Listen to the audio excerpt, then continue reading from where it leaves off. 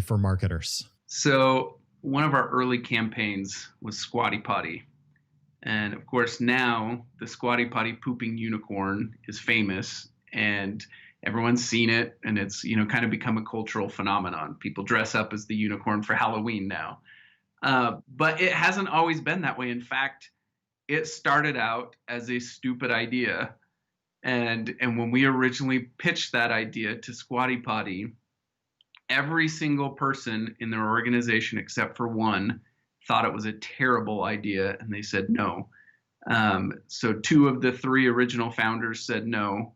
The investors said no. They even had an investor from Shark Tank who said no. Everyone thought it was a terrible idea. But Bobby, the CEO, he caught the vision of it. He saw it. He understood it. And even though no one else around him did, he gave us the green light and he pushed forward and said, go for it. At the time, we had no idea that he was going out on a limb and kind of putting his neck out there for this concept. But he gave us the green light and we went and built this campaign. And I remember 2 days before it launched, I was talking to Bobby and he was like borderline sick. He was pale in the face, like he was white. He was so scared for what was about to come. We were like 2 days from launch. And he's sitting here thinking to himself, what have I done? Like I have this company. We've got, I think at the time they had, $4 million per year in sales or something like that. So it was already, a successful company on a successful trajectory. So he's like, I am about to put a freaking pooping unicorn on my brand as the spokesperson of my company. Like this could be brand suicide. This could be the end of Squatty Potty. This could be the end of my tenure as CEO. Like that is the type of thing that he was facing in that moment. I remember he looked at me and he was like, Benton, this has to work. Like this has to work. I've bet everything on this. I've even gone against my investors' counsel and best wishes to do this. And I remember that was the moment where I was like, geesh, like you could have told us this in the beginning.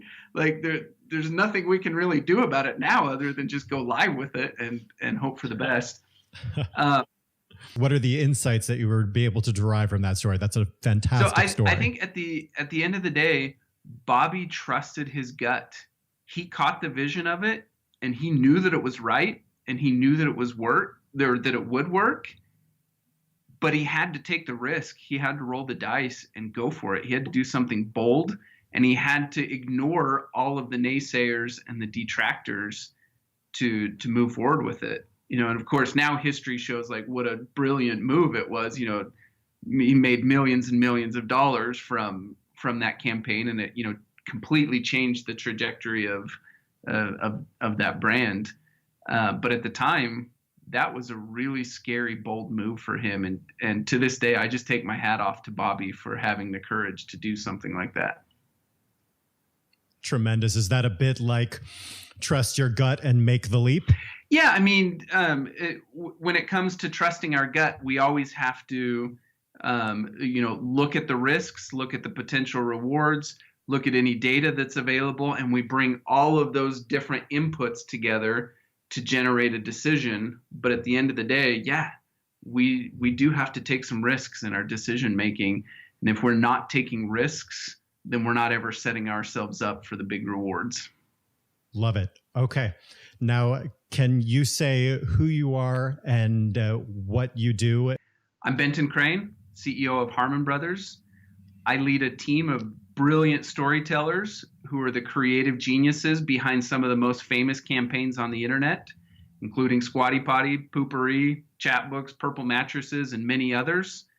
We've driven over $400 million in sales and over 1.5 billion views. Our mission is to share better stories and make the world a better place. I'm Benton Crane, and this is the Marketing Minute.